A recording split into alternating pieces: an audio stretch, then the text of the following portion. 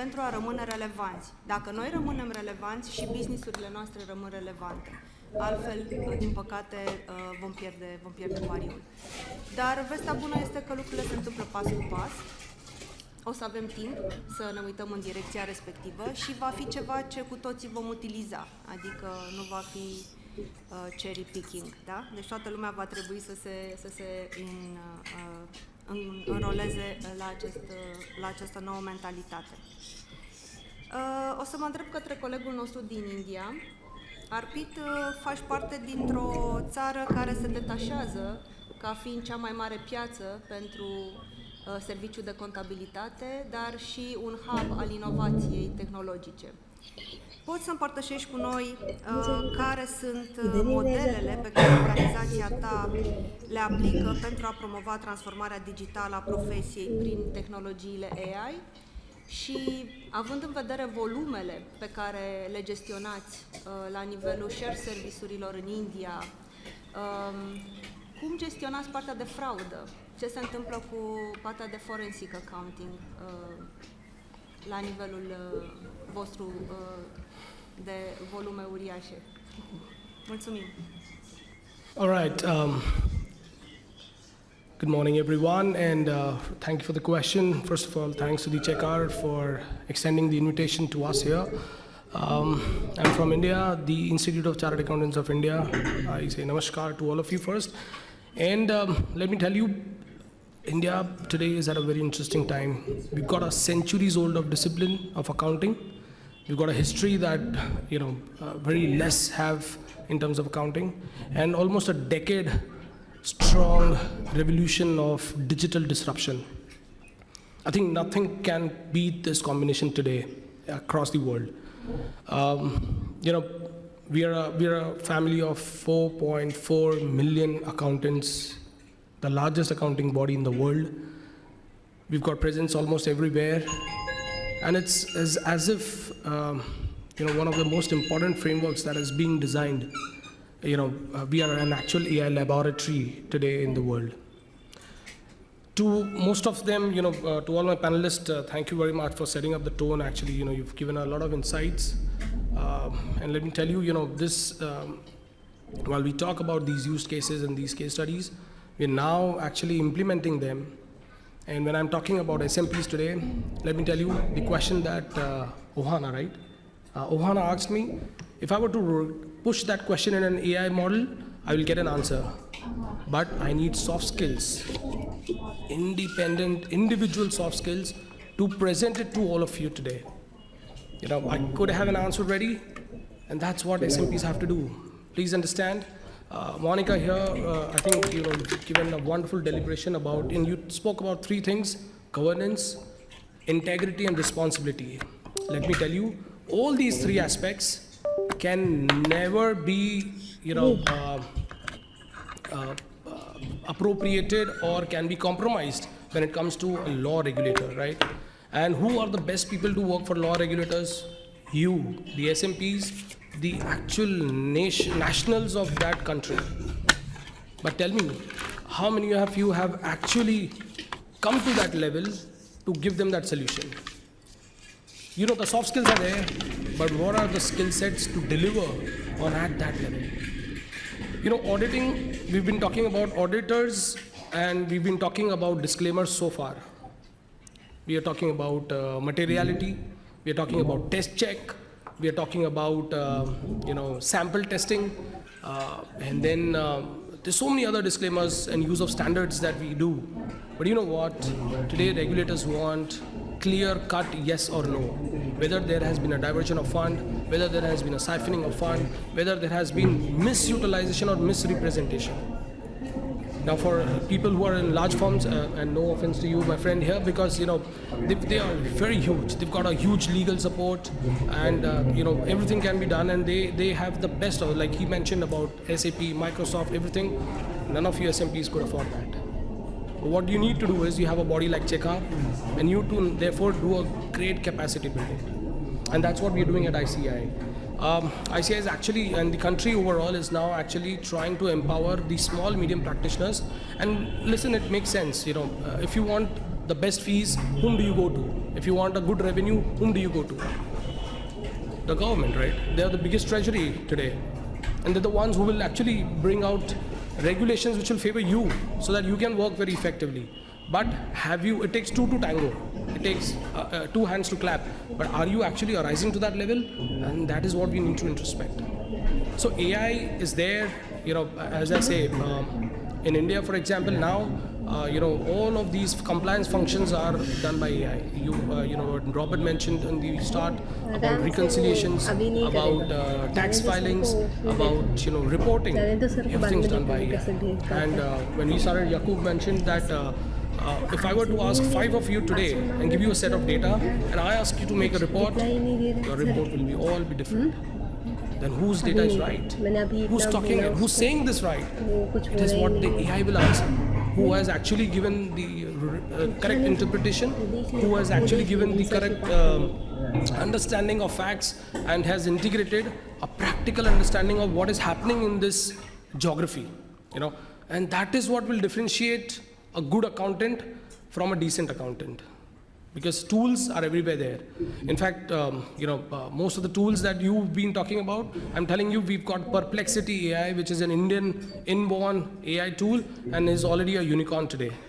So, we've got a very big startup ecosystem. We've got a very big production facilities, and everything is firing up.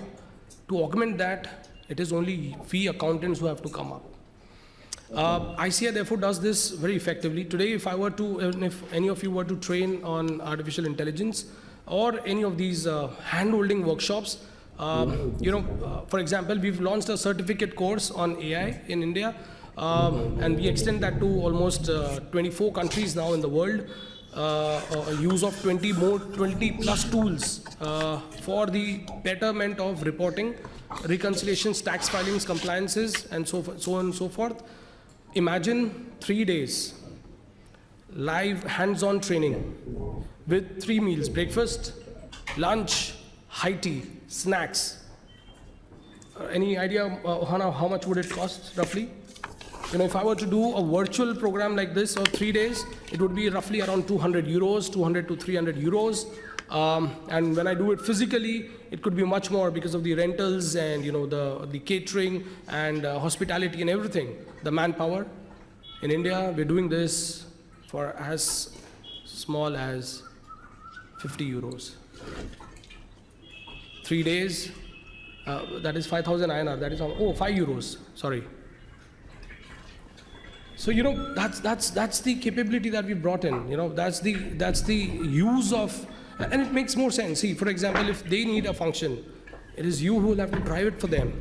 So you need to know that, my execution is taken care of. There are a set of people who are ready to execute and who are happy to give the best of the policies, framework, benchmark to the nation, to the world, globally, and then we provide it to them. And that is about them, that how will they regulate and bring it out. I remember yesterday, one of our friends was talking about, frauds.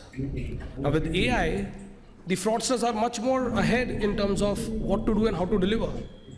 They have, and you all are entrepreneurs, understand that. You all are businessmen. Everything that you do will have much more impact than people who are actually taking salaries, okay? You will have to deliver it because it's your survival also at the helm. Now imagine here, when you drive and you have to, and let me give you a fact that, there's a global study. The 2 biggest category of victims of cyber frauds are academicians and housewives. I don't know how many of them are housewives here, but yes, academicians, they are the highest, they are the victims of the highest number of cyber frauds because they are too occupied to share their OTPs very quickly, to give a link very quickly, to download a link very quickly, and therefore those frauds are happening. Most of the QR codes, I'm sure this is a hygiene QR code, but most of these QR codes now, NFC tags, are filled with Trojans. Okay, I'm sure this is not one, but you don't even know when your bank accounts are swiped off. We are so vulnerable. As we say, we are in a VUCA world, vulnerable, uncertain, and all of that. How do you care for this? The only thing you can do is build your capacity. And therefore, what I've done is Checkr has 3 C's. And therefore, what we do is 1, capacity building. We've got a digital learning hub in India. We've set up a digital learning hub, and it is accessible to all our members. They can train their staff. More important is to train our staff. You and me can learn, of course. We're part of this Check Our conference. We come here, and I'm sure they are all training you, and they'll be empowering you with all the tools. KPMG does a lot of trainings. PwC does a lot of trainings. We all can learn. But who's teaching our staff? They are the lifeline of our office. They are the ones who have to deliver. They are the ones who have to bring us a report on which we will have to represent somewhere. To train them, we've got a digital learning hub and AI-enabled training modules, which are even less than what I've shared the prices. And here, data analytics, blockchain, and AI tools in practice. Now, when I say AI tools in practice, if the country has to bring in revolution, there are so many ministries that you need to work. Examination, for example, education, for example. Why can't, and who else better than an accountant to deliver on a LLM, as she mentioned that we want to scan papers, and read and maybe interpret. Now, look at the examination modules, look at the way tests are done today. Why do you want to leave it to the discretion of an individual how much marks to be awarded to a person? In India, for example, everything is digitized. The paper comes on the screen, and you have to evaluate on the screen, and you have to see marks. Suppose there is an ineligible handwriting, something that have been scribbled up. We have powerful LLMs now, which actually reads that content, produces it to validate whether it is correct or not, and then you can accordingly give a mark, and then move ahead. Now that is a function. It's a government function. We are helping the governments to do that. And it's not, the ICAI has to rise up and do that. The SMPs are therefore the ones who do this. The railways, for example, our railways are one of the biggest networks. For the first time ever, we have started budgeting and double accounting system for the railways. That's a massive exercise. Let me tell you, if that can be done in our part of the country, it can be done for almost every government function here. I think that's not even maybe 1 or 2% of the complexity that we have in the railways. It's a loss-making body, but when I compare that to any of the function over here, I think that is very easily to be done, and one of you should rise up. And it cannot be one of you, because you'll be too small to deliver there. So therefore you'll have to come, and what we call it as like aggregate. You need to come together and become a little bigger in size, support, so that you can actually deliver on a very, very good level. So that's the first C, that is capacity building. The second C, as I said, there are 3 C's in Check Our, so I've used all the 3 C's. The second is collaboration and sandbox. Look, I don't know how many of you have ever been exposed to a sandbox environment, but if you want to learn AI, you need to be exposed to a sandbox. When he mentioned about SAP and the modules that are being implemented in the organization, that's exactly sandbox. So you put yourself in that environment, and then you expose yourself as to what is to be done if this happens. If this kind of a situation arises, what is to be done? And I can request the Check Our to present that sandbox environment for the accountants in this part of the country, because unless and until you are exposed to that, it's like watching a YouTube and making and learning how to prepare food in the kitchen. So until unless you actually go and prepare the food, it's just as good as you're watching a YouTube and you're feeling, wow, I'm happy, a good pasta has been made. But until unless you actually make it, it is we who have to actually bear the burden of tasting that pasta, and until unless the sandbox environment works well, it's going to be a failure then. So there's a huge risk involved when you're working on capabilities and tools like this, and therefore the other C is collaboration and sandbox. So we collaborate with one of the topmost universities. We help the regulators, for example. You talk about enforcement agencies, you talk about police, you talk about crime branch, you talk about CBIs and SFIOs, the serious fraud investigation offices. These people are the ones who need to be trained the first, because they are the ones who will be regulating the frauds and how to actually catch them. Because if they have something, and if they don't have the knowledge of identifying that fraud through a balance sheet or through an accounting report, it's gonna be waste. A talent like this in a country is not put to effective use unless a regulator is able to use them, tap them, and catch them. And that is where forensic accounting come into picture. I'm glad to share with you, we are the first ones in the country, not in the country, in the world, to come out with forensic accounting investigation standards. And I would request CHECR to, if they would want this, they may want to look at this framework, because as you mentioned, it is very difficult to set up a framework regulatory, but it's already there. We've already brought it up, and today as we talk about it, we say Vasudhaiva Kutumbakam, the entire world is one small place. And especially for us accountants, we all are so intertwined. Like for example, the IFAC is here, and with the IFAC, we all of us are absolutely in connect in harmony, and the best practices what we can be used. So the forensic accounting and investigation standards are one of the first ones, so that the judiciary understands what the accounting language is trying to say. Usually there's a huge disconnect, because lawyers then, if there are lawyers in the house, let me take a quick pardon from them, but they have a very, very peculiar way of using a comma to change the interpretation. Wish you were here. If the comma goes from wish to you, it's gone. That's my divorce. So, it's as simple as that. Yes, so people who understood, thank you, because I'm trying my best to, present it the way I could in English. So understand this, lawyers have that ability. So how do we accountants present that yes, this person has done a fraud and they should be actually sentenced to trial or whatever XYZ? That framework is a standard that we've developed. The forensic accounting, it has already been globally benchmarked and has been adopted by almost 18 countries now as we speak, and we are training their enforcement agencies to do that. And we will be happy if CHECR wants to train the enforcement agencies in the country or in this part of the Europe. We'll be happy to collaborate and do that as well. And the third is compliance to confidence. Till the time you're doing compliances, which is not checked, I don't know, in India, SEBI has now started deploying a AI tool to check whether the compliance reports that are being filed are correct or not. And now notices are being issued to accountants for lapse in their services. I don't know if that happens here, but imagine when accountants start getting served, that's going to be a very difficult scenario. And it has to happen, because then there is no discipline in reporting.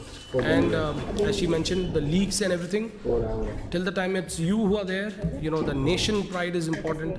Each one of you, no one would want to, actually ensure that any irresponsible behavior comes into picture, or any data leaks happen of your country, because it could have impact on you overall, your future overall, and therefore you're the best people to drive that discipline in this part of the world. And that will bring confidence in regulators, and that will assure more opportunities, more compliance, more practices for SMPs. And again, I'm telling you, we need to, so there's an acronym that I use, PRIDE, P-R-I-D-E. P is perform. So all of you have to perform. R is relearn, what my friend here mentioned, that we need to relearn now. Understand the auditing environment has not evolved for the past 40 years till date. And introspect that, but the entire environment around us has evolved to almost 3x, 4x. Everywhere there's digital. And as you asked Ohana, digital evolution, we are not. Auditors have not adopted to digital evolution yet. I don't know how many of you are actually using blockchain. See, today audits are being done 100% through exception reporting. A partner, a senior professional would go in and extract an exception report and work on those exception reports and present an interpretation and a behavior and give an audit report. There's nothing of the sorts that we've been doing so far. How many of you are actually doing documentation? KPMG for the fact, or PwC for the fact, I know they spend a huge time. For them, audit is nothing but documentation.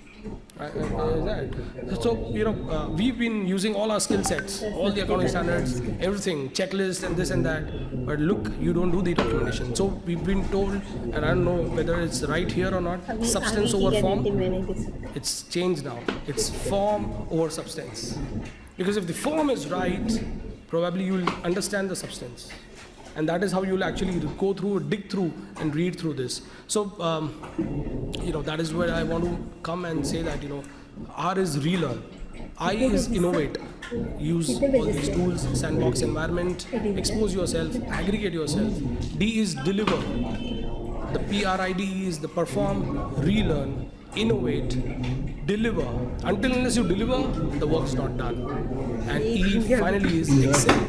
Because if you understand that you've delivered and you've not delivered to the satisfaction of your regulator or anyone else, then the process of excelling has to continue rising up, and therefore it comes back to perform. So it's like a cycle that we create, and I therefore present this gift of pride to all of you.